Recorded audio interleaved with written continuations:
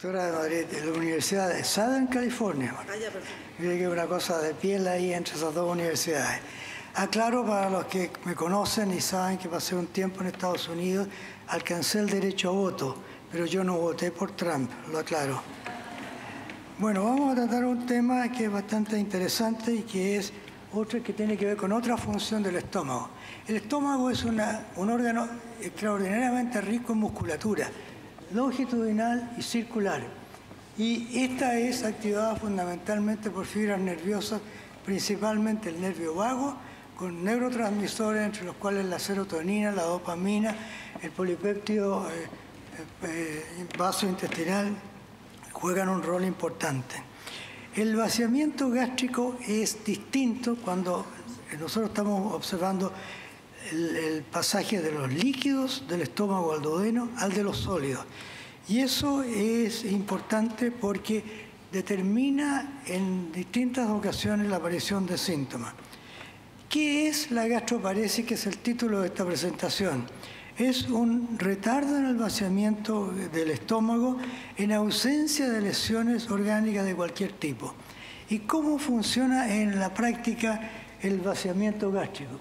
En primer lugar, se acumulan los sólidos.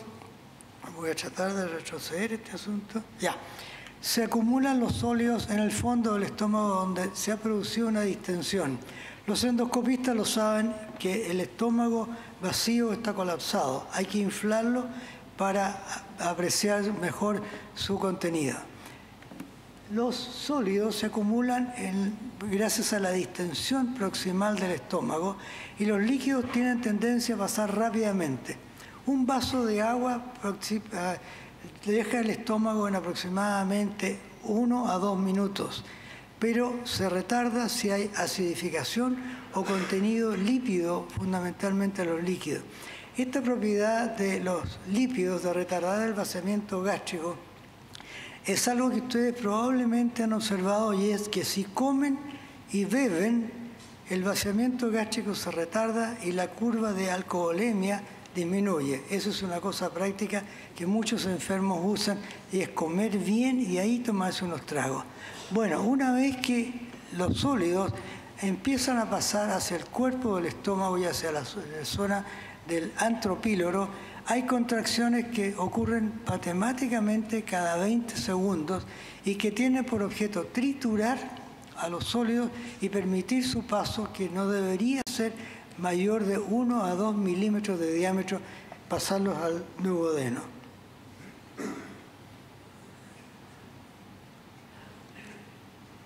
Esta es alta tecnología que yo no sé cómo usarla.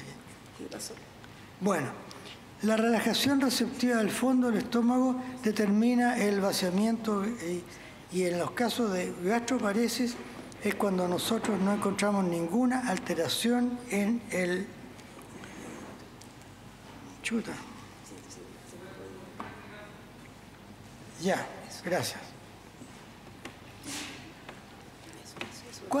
¿Cuáles son las entidades que causan gastroparesis? Lejos la más frecuente es la diabetes de larga evolución con polineuropatía. Pero hay otras alteraciones como el hipotiroidismo severo, mesenquimopatías como la esclerodermia. Si hay daño en el nervio vago, ya sea por cirugía ante reflujo con fundoplicatura o bypass gástrico cuando se usa en el manejo de la obesidad. El uso excesivo de analgésicos o narcóticos, tramadol y, ojo, el cannabis, que está siendo tan popular, o anticolinérgicos, pueden producir gastroparesis. Ocasionalmente hay epidemias de gripe que se asocian a gastroparesis, que es de evolución transitoria. Y finalmente, si se descartan de las varias causas anteriores, llegamos a la gastroparesis idiopática, que es por descarte. En todo caso, cuando exista sospecha de gastroparesis, debe descartarse una lesión orgánica de cualquier tipo de las que se ha presentado, gastritis, gastropatía severa y, por supuesto, alguna lesión importante.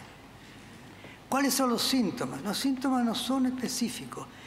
El aparato digestivo, si ustedes piensan, produce síntomas muy similares, una patología patología de la vesícula biliar, del colon, del estómago.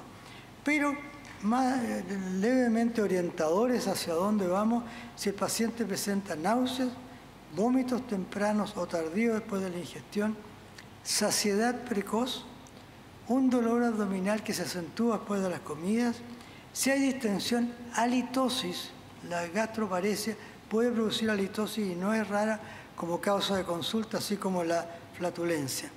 Si la gastroparesis se ha desarrollado durante un tiempo, el enfermo ha presentado anorexia, obviamente, baja de peso y desnutrición.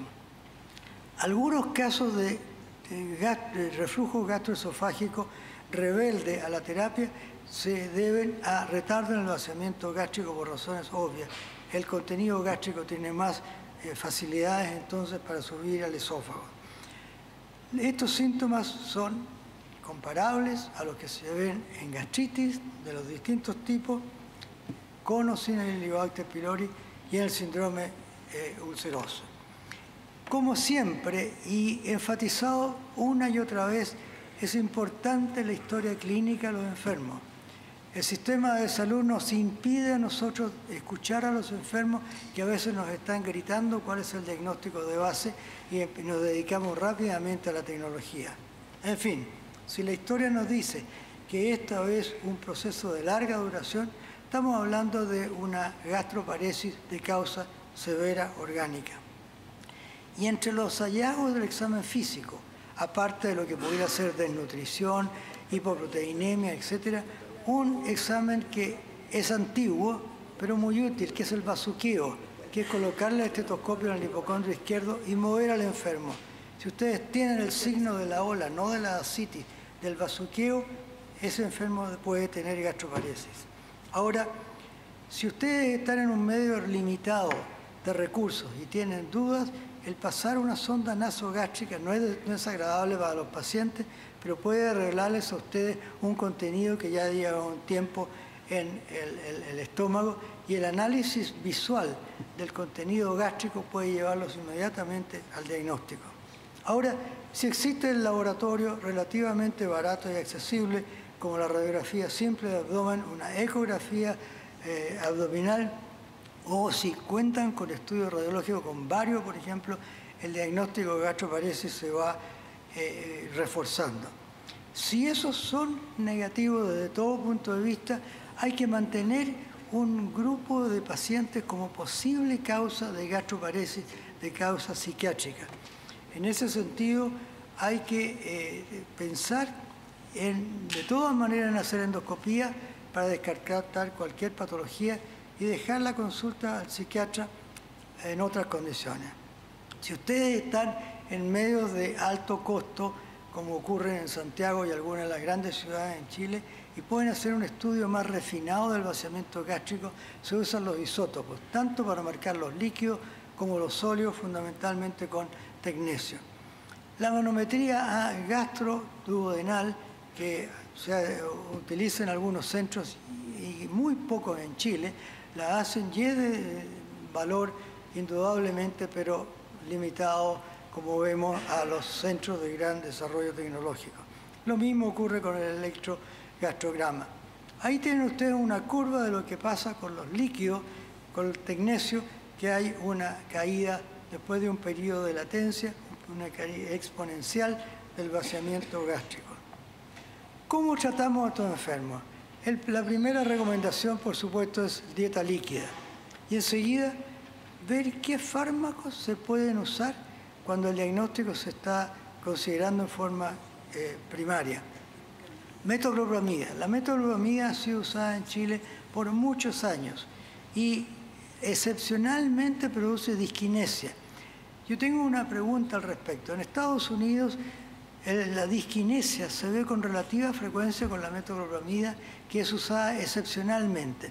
En Chile hay muchos enfermos que han usado metoclopramida por mucho tiempo y no tienen claramente disquinesia. La pregunta es porque la metoclopramida en los comprimidos que nuestros enfermos están recibiendo tiene un menor contenido de metoclopramida? No sé, una pregunta que yo dejo en el aire. Efectos colaterales, aparte del síndrome parkinsoniano, ginecomastia. La domperidona es marcadamente menos activa que la metoclopramida que se vende en nuestro comercio. Hay un hallazgo que es muy interesante, que es la eritromicina. Es un procinético por tener similitudes con la hormona que controla el vaciamiento gástrico, que es la mutilina. La cisaprida es un procinético que se usó un tiempo acá en Chile y se descartó en Estados Unidos porque produjo algunos casos de isquemia colónica. Una cosa que es importante, si ustedes usan un antiemético, no cabe esperar que aparte de aliviarse los síntomas, mejore el vaciamiento gástrico. En realidad no ocurre eso. ¿Cómo tratamos a estos enfermos? Bueno, si la gastroparesis es de causa permanente, especialmente un enfermo de cierta edad, que hay un accidente vascular cerebral que le impide tragar con facilidad, se puede llegar a la gastrostomía percutánea, ya sea con endoscopía o con ecosonografía.